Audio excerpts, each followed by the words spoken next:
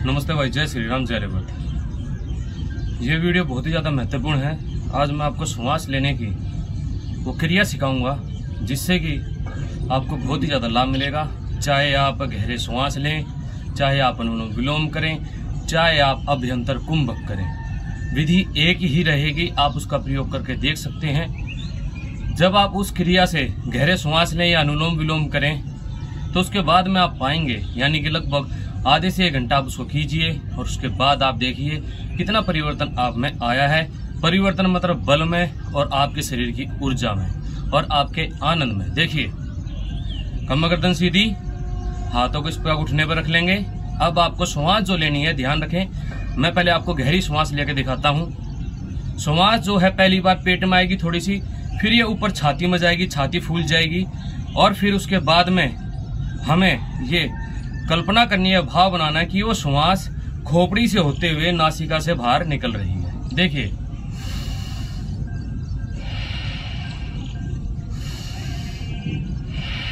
इस क्रिया को आप जब श्वास छोड़ते हैं तो मुंह से भी छोड़ सकते हैं।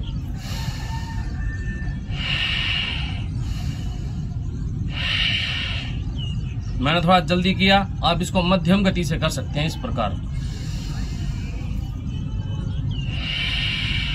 ध्यान ये रखना है कि 100% हवा पेट में नहीं भरनी है। यदि मैं प्रतिशत के हिसाब से बताऊं तो 30% के आसपास ही श्वास पेट में जाएगा, उसके बाद में आपको छाती की तरफ ही जाएगा, यूं लगभग यहां से और यूं। और जब श्वास छोड़ेंगे तो पेट बिल्कुल पिचक जाएगा। इसी प्रकार जब आप अनुलोम विलोम करें तो पहले सबसे पहले जो उल्टी नाक से बिल्कुल श्वास को बाहर निकाल देंगे और फिर इसी प्रकार हम श्वास लेंगे।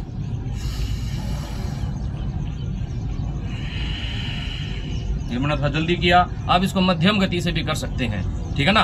बारी बारी श्वास लेंगे, थोड़ी सी पेट में, छाती में पूरी श्वास जानी चाहिए और उसके बाद में भाव बनाना है कि सिर से बाहर निकल रही है। इसी प्रकार जब आप अभ्यंतर कुंभक करें तो सबसे पहले कुछ गहरे श्वास लें, भाव वही रहेगा। उसके बाद में जब आप श्वास को भरें तो थोड़ा सा पेट में जाएगी, छाती में रोक लेंगे और फिर जब छोड़ेंगे तो एकदम से नहीं, पेट को पिचकाते हुए। श्वास जब भी बाहर छोड़ें तो धीरे पेट को बिल्कुल एकदम पिचका दें और श्वास को थोड़ा सा मध्यम गति से, तीव्र गति से ना छोड़ें, मध्यम गति से छोड़ें या फिर बिल्कुल धीमा छोड़ें, ठीक है। इस प्रकार से आप इसको कर सकते हैं और निश्चित रूप से भाई बहुत ही ज्यादा लाभ मिलेगा। मैं इसी प्रकार से क्रियाएं करता हूं। देखिए, आप इंटरनेट पे ढूंढने जाएंगे तो सबकी आपको भिन्नता सी नजर आएगी। कोई कहेगा पेट में भर लो श्वास को, कोई कहेगा छाती में भर लो, सारी श्वास को पेट में जानी ही नहीं चाहिए।